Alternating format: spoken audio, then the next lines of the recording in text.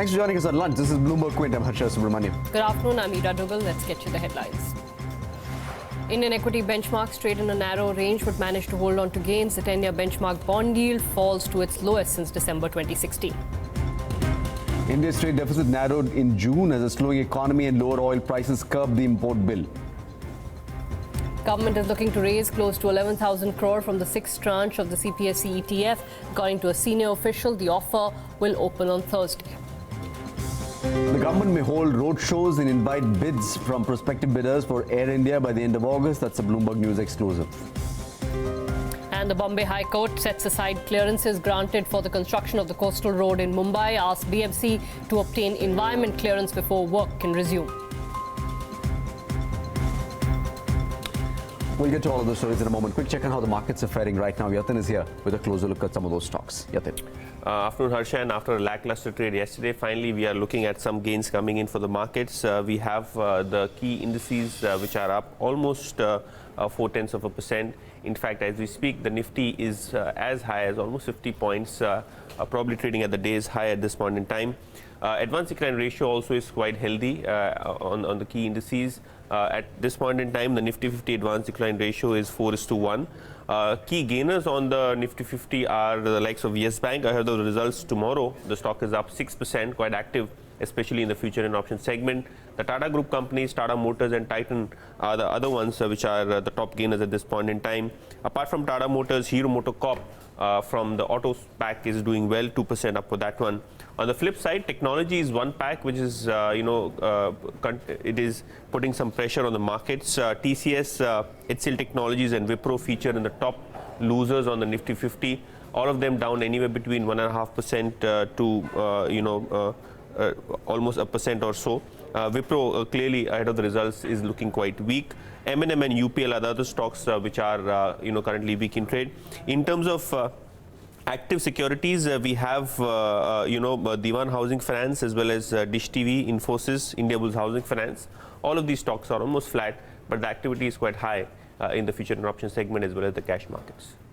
Yatin, thanks so much for that. Let's move on to the bond markets as well. Massive bond rally has continued with yields now falling to the lowest since December 2016 at 6.34 this afternoon on the 10-year benchmark bond yield. Let's try and understand what continues to bring yields lower. K. Harihar, Treasurer and Head of Global Markets at First Strand Bank, joins us on the phone. Good morning, good afternoon, sir. Thanks for joining us. What's the latest downside on account of? I think it's a series of positives. We began with, of course, the fact that the market turned into a surplus liquidity position, and it's been consistently staying at a 1.5 lakh crore positive surplus. So that's been a big, original motivator, shall we say, for the bond rally. But I think the data that came out in the last couple of days, I think that's been the big mover for the whole market. The fact that the trade data showed both imports and exports collapsing, I think that was, again, a testimony to the fact that the economy seems to be slowing down. So the broad consensus is that even in the current GDP number, we'll probably see that 6% probably being the pivot around which the GDP number will come in. And that has been the biggest reason why the market believes that a sure short 25 basis point is baked in the August credit policy. And if you look at what is called the OIS curve, the OIS curve is actually baking in one more rate cut after this August policy rate cut in the month of October. So the market seems convinced that there will be two rate cuts happening. Finally, one of the newspapers reported that the final skeleton of the government borrowing program is being made, and it's probably going to happen as early as August, the roadshows. I think that's also given a lot of comfort to people that now the roadshow is going to happen, and the original budgeted borrowing program of 7.1 lakh crore in the domestic market can therefore come down to the extent of 70,000 crores, and that can be sourced from abroad. So all of these factors are combined, and of course in the backdrop of the fact that despite the U.S. economy not looking very bad as per the last manufacturing survey, people are still baking in a rate cut in the U.S. So all of this have confluenced to lead to this rally, especially in the 10-year. The 1 year hasn't rallied as much as the 10-year. I was going to ask you that, Mr. Harihar. Is the gain across the curve or is it restricted to the long end? Because it looks like, the long end may benefit the most, especially if that overseas borrowing program actually kicks off. Absolutely. I think the long end has benefited much more, though, again, if you believe that one newspaper report that came in, the government may actually come in the 20-year bucket and beyond and not in the shorter end bucket. But I think the liquidity is all moving into the 10-year, which is a benchmark. As a shorter term, if you just saw a couple of days back also, the 364-day T-bill got cut off at about 603 or 603 and a half. So the shorter end isn't collapsing as much as it should.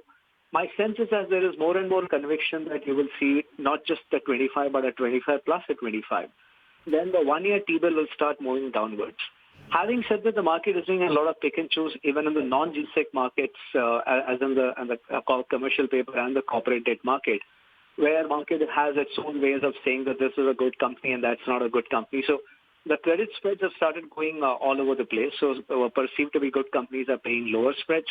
Perceived to be slightly weaker companies are paying larger spreads. And the shorter term is sticky for the government paper.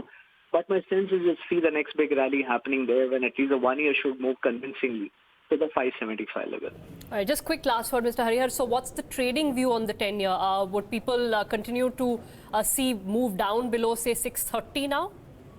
A lot of these moves have happened, but, momentum trend is your friend. So right now, the yields are clearly going downwards. So right now, the markets are targeting 6.25 as the first kind of point. So will it happen? My sense is liquidity is so surplus and credit demand, other than the NBFC sector, is not very heavy. So in that kind of a backdrop, yes, surely 6.25 looks like a likely target. Whether it will happen immediately, even before the credit policy, or will it happen into the credit policy as more data comes out for the government borrowing program abroad, I think that's a wait and watch. All right, Mr. Harihar, thanks so much for joining us. Let's move on now. 2019 has been a topsy-turvy year for the Indian equity markets and mutual funds as a whole, and fund managers have been picky in their investments so far. Data compiled by Bloomberg on the monthly buy and sells by the top 3 fund houses show little overlap this time. Yash Upadhyay is standing by to take us through some of the key bets. That's right, Harsha. So what we've essentially tried to do is collate all the monthly buy and sells of the top 3 mutual funds in the country according to their AUM, and we've tried to establish or find a trend in terms of their buying and selling. I'll start first with HDFC Mutual Fund. It is the largest fund house in the country, has equity assets of more than 1.5 lakh crore rupees, and what they have been buying over the last 6 months is the financials and the PSU names. So right at the top we have BHEL and NTPC, wherein they have bought more than 3 crore shares in the last 6-month period, but also they have been taking a liking to the financial names. So Bank of Baroda, Federal Bank, as well as Karur Vysya Bank are some of the other names wherein they have sizably increased their exposure. On the other hand, it is the energy names wherein they have reduced their holding considerably, and right at the top we have GAIL, when they have sold close to 4 crore shares in the company over the last 6-month period, as well as Power Grid and Petronet LNG, all of whom have seen considerable amount of selling as well. But moving on, when it comes to ICICI Prudential, a bit of a change in trend there. They have picked up additional stake in the IT and the communication space. So Infosys, they have bought close to 9 crore shares in the last 6-month period. Vodafone Idea and Airtel are the other 2 big names to watch out for. There is, however, one disclaimer when it comes to Vodafone Idea. There was an OFS in the month of April, as a result of which we are seeing that huge number of 43 crore shares that were acquired in the 6-month period. But that apart, at least 4 out of the last 6 months, there has been considerable amount of buying in the telecom space, both Bharti Airtel and Vodafone India right there in that list. But on the other hand, they have reduced their holding in SBI and some of the other select financial names. There is mention of ICICI Bank, Kotak Mahindra Bank once in a month, but SBI stood out. 4 out of the last 6 months they have been selling, and that number close to 5 crore shares, as well as ITC when they've sold more than 4 crore shares as well. Lastly, when it comes to SBI Mutual Fund, a similar trend, but a bit of a counter when it comes to ICICI. So they have been buying into financials and power names, and again Vodafone Idea too stands out in that list with the same disclaimer of the OFS in the month of April.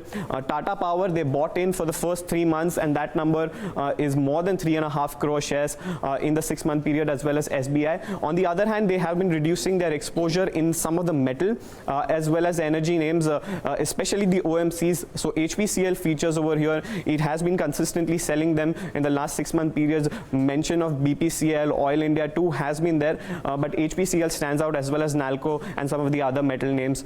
So all of these names do stand out as far as the top buys and sells in the last 6-month period by the top 3 AMCs. All right, thanks so much for that. The government may restart the Air India stake sale process as early as August. People in the know have told Bloomberg News that the aim is to invite expressions of interest by the end of next month. Anurag Kotoki of Bloomberg News joins us with the details. Anurag.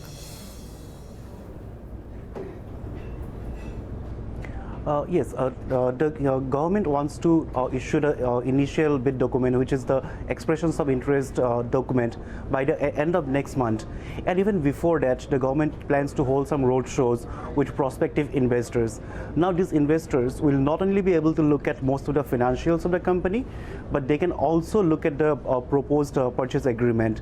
And potential investors can also suggest some changes to the purchase agreement proposed by the government. Now, this process is slightly different from the one last year when the government failed to find any buyer for Air India. This time, the government is planning to sell its entire holding in the company compared to 75% last year, our sources have told us. Also, most of the company's debt, which is not backed by any asset, have already been transferred to a special purpose vehicle. So the structure of the deal is a little different from last time when it absolutely flopped. But it remains to be seen what kind of interest it can generate. So we are now waiting to see what kind of EOI document the government comes up with, what kind of response the government gets in the roadshows, and then we'll have a clearer picture of who the potential buyer for Air India could be. Anurag, thank you so much for that. That's Air India for you. The government's also looking to raise up to 11,000 crore from the sixth tranche of the CPSE ETF, but the issue manager has been tasked with another job before the ETF opens for subscription on Thursday. Nikunj Johri is standing by with some more details. The government plans to raise about 11,000 crore rupees from the CPSE ETF's further fund offer, which opens for investors on July 18th. The CPSE ETF further fund offer 5 will have a base offer of about 8,000 crore rupees and a green shoe option of about 2 to 3,000 crore rupees, according to a senior government official. Whether the government will exercise the green shoe option or not will depend on the market conditions, according to the official. The government may also offer a 3% discount to investors, but the discount may be slightly lower since the asset management company managing the CPSE ETF will have to buy shares of Indian Oil Corporation first, since the government intends to keep its shareholding in the company to 51%. And remember, the government holds about 52% in IOCL currently, and since the weightage of the company in the CPSE ETF or the CPSE ETF index is over 16%, the government doesn't want to disturb that weightage that the company has been given and plans to buy the shares of the company before divesting it in the CPSE ETF. Over to you. Nikunj, thanks so much for that. Yes Bank will raise up to $1.2 billion, but that raise may come in 2 tranches to avoid excessive equity dilution, even as the lender looks to strengthen its capital position. Vishnath Nair joining us with details. Vishnath. Right. So what we understand from sources is that the bank is looking to raise about $1.2 billion, and this may happen in 2 tranches, as you said.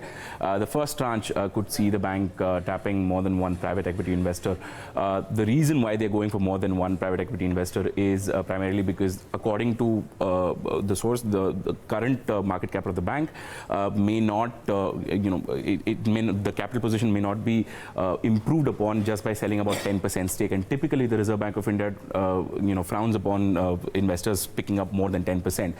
So to that effect, they would have to bring in another investor so that they have enough capital to keep the growth path going. In the second tranche, the bank may look at sort of a QIP sort of a situation where they will look at institutional investors, which was actually what the bank had planned back in September 2018. That was when the whole issue with Rana Kapoor had started, and then of course the bank had to abandon its QIP plan.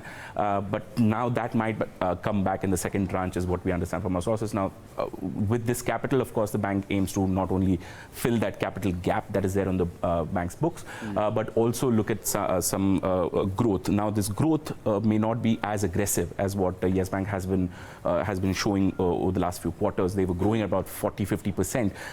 That may not happen. The bank might grow its loan book about 20-25%, focus purely on retail and SME customers, and have a strategy that is more liabilities-led than assets-led. On the liability side, the bank was offering a higher savings account rate. That was its main point of attraction. But now the bank aims to go at it more organically, try and tap in customers who are there on their UPI network, because they have a fairly large service offering on the UPI side. So mine customer data from there, focus more on retail and SME customers, and try and get these customers in so that eventually you can sell them credit products and then grow your book accordingly. But yes, overall it looks like a bit more sober note for Yes Bank to start its growth story again. It has had a number of problems over the last 6 to 8 months, ever since Rana Kapoor left and then Ravneet Gill took over the leadership of the bank.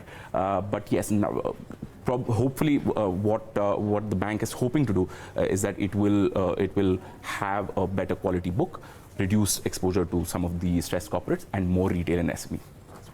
Vishwanath, thank you for that. That's Yes Bank.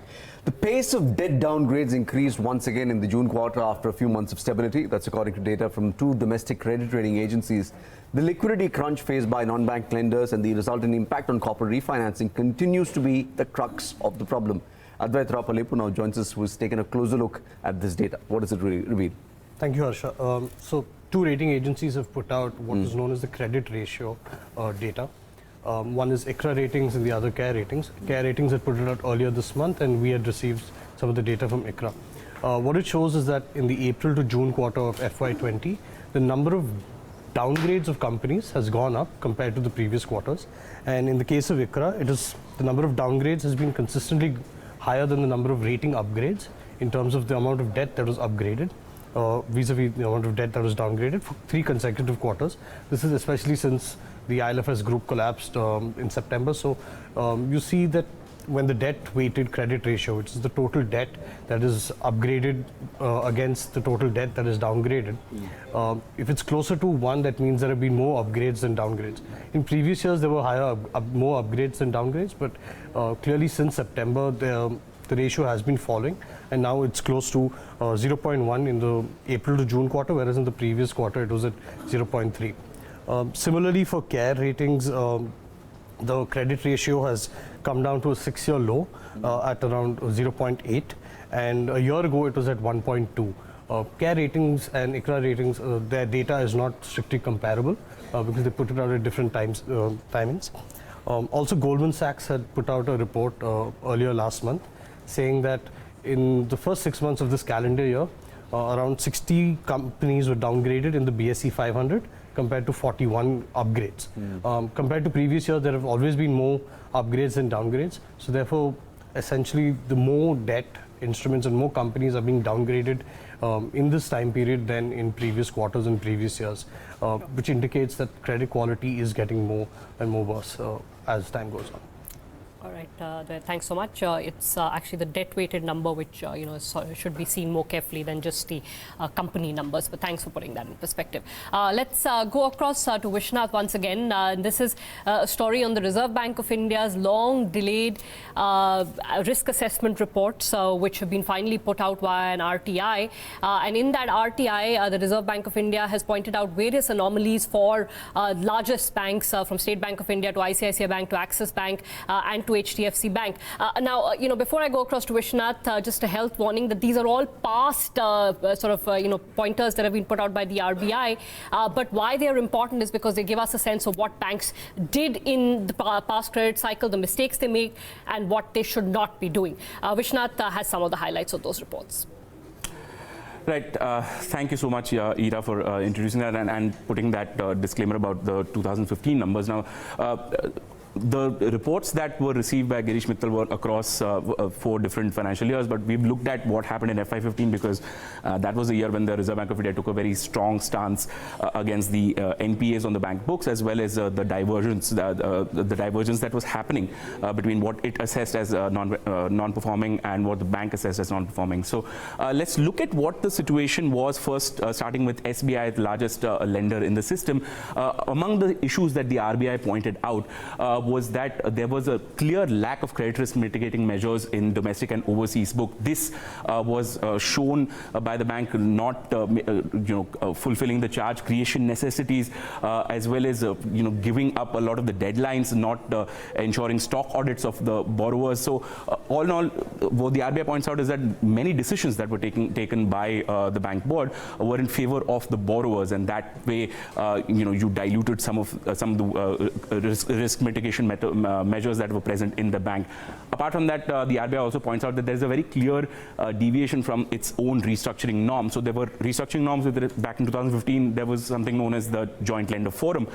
So clearly the bank did not meet some of the norms with respect to Joint Lender Forum, did not meet norms with respect to following timelines that were prescribed in the debt restructuring guidelines. So there was a deviation there from SBI, is what the Reserve Bank of India has said.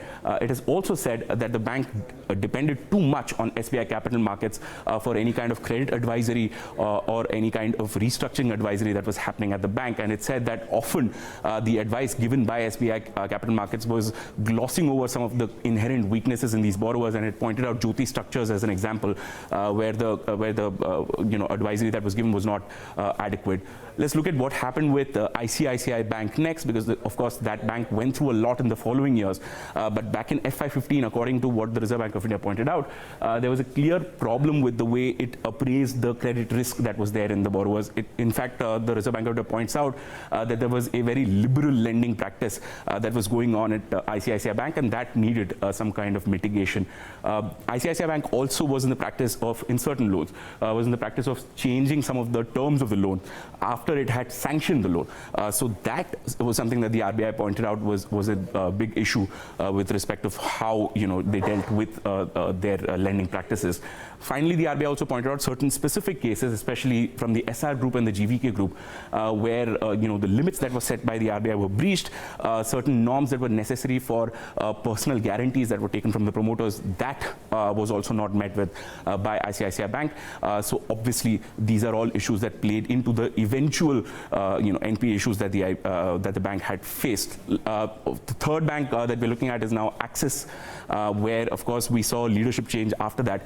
We saw leadership change in ICICI as well, but Axis was far more pronounced, I would say. What Axis Bank's book pointed out was that about a fifth of its loan book was unsecured loans, and that was, according to the RBI, a very high proportion of unsecured loans on the books. In fact, even in secured loans, the amount of securities that the bank held, the financial collaterals that the bank held against those loans, those were not enough to cover the loan. So the RBI pointed out that these were major issues with the way the bank dealt with its lending. It also said that the bank did not monitor the way the end use of funds as well as how funds move between different group companies. Without that, of course, companies could easily divert funds, take a loan from the bank and then divert it to another company, and that eventually that money goes out of the system. Lastly, the RBI also pointed out that when we were talking about market transactions, when dealers had to take risk positions, those were way beyond the limits that the bank had set for itself, and there was no monitoring mechanism for that. So obviously that was a big issue, which pointed at an inherent risk and obviously a lack of compliance culture at Axis Bank, according to the RBI. Lastly, at HDFC Bank, of course, HDFC Bank doesn't have the NPA problems that some of these other banks have, but the other issues that, which are also as important, according to the RBI, was violation of clear KYC norms. According to the RBI, there were about 32,000, more than that, cases where KYC norms had been breached. In the overall scheme of things, for a bank, 32,000 is still a small number when you compare it to the overall customer base. But according to the RBI, that is a big number, and there was a clear breach of norms there. It also pointed out about 1,800 cases had been filed in consumer courts against the bank, on various issues, and that was a big external risk, according to the Reserve Bank of India. And lastly, the RBI said that apart from these customer-related issues, the bank also reported incorrect data to the large credit database that the RBI maintains, and that was a big problem again, according to the RBI, because it led to a bad decision making or bad monitoring of the accounts of the borrowers that had borrowed from HDFC Bank. Vishwanath, thank you for that. Let's move on now. There's fatigue that set into the Indian pharmaceutical market, with the industry clocking the slowest growth in 2 years in June. What's causing the weakness? Darshan is standing by to tell us why. Yeah, so basically for the second month in the row, we are seeing weakness as far as the June numbers are concerned. The Indian pharmaceutical market actually grew at 6.6%, which is the lowest in the past 2 years. If you take the first quarter, it's the lowest in the last 7 quarters. And if you take the volume growth, that's a negative 0.6%, and that's also the lowest in the last 6 quarters. So second month in a row, we've seen that there is a weakness as far as volume is concerned. However, pricing was stable, which gives an indication that the growth has come in only on account of pricing, and volume growth is clearly missing, which is a big concern for the Indian domestic pharma industry. What has happened is the fact that most of the therapies have actually come out with a single-digit growth, which is below industry standards. Couple of things that stand out was dental as well as urology, that managed to buck the trend. But overall, if you're looking at it, the acute segment was very weak. That lagged the industry growth at this point of time. Some of the companies that came out with strong IPM numbers include companies like Dr. Reddy's, Ipca Labs and Abbott. But there was concern for Ajanta Pharma, for Eris Life as well as Cipla. What are analysts saying? Ambit came out with a note in which they have said that the growth is not encouraging at this point of time, but they are not seeing any kind of structural slowdown at this point of time. Jefferies is saying that a volume decline is there while pricing is stable, which is a bit of a concern for them. Elara Capital is saying that fewer launches post the FDC ban, as well as a pickup in the trade generics, is hurting the domestic Indian market, domestic pharma market. And HDFC Security is saying that the multiple distribution channel are driving the slowdown, because a lot of other non-official drugs have also come in. So the trend certainly seems to be on the weaker side. Darshan, thanks so much for that. Tata Trusts have appointed Mehrab Irani as Chief Financial Officer. Sources tell Bloomberg News that Irani will move to the trust that control 2/3 of Tata Sons from his current role at Tata Investment Corp. In response to an email query, Tata Trust said that such matters are internal to the organization and refused to comment further. The Bombay High Court has set aside the clearance granted to BMC for construction of the coastal road. It has ordered that the municipal corporation stop all further construction work. Sajid is standing by with details of that order. Sajid. That's right. It's a setback for the Mumbai infrastructure, because it's supposed to be a 12,000 odd crore coastal road project, which goes from Marine Drive all the way to Versova. It's a 2-section project. In the first section, it was from Marine Drive till Bandra, which includes a tunnel as well. And the Bombay High Court has now set aside the approvals or clearances provided to the project by the Coastal Regulatory Zone Authority. They've asked the contractor and the state to go approach the Ministry of Environment and get an environmental clearance for this project. To put a background to it, the CRZ was amended to allow for reclamation of land for road projects in 2015, but the Mumbai High Court has upheld that amendment, but it said that since the project is a big one, it needs to have an environmental clearance, and so it will now go back to the Ministry of Environment. This case has again been fought in Supreme Court. The Supreme Court had allowed the project to go through till the Bombay High Court comes out with the final order. Now the order is gone against the project, so again it goes back to Supreme Court. Sajid, thanks so much for that.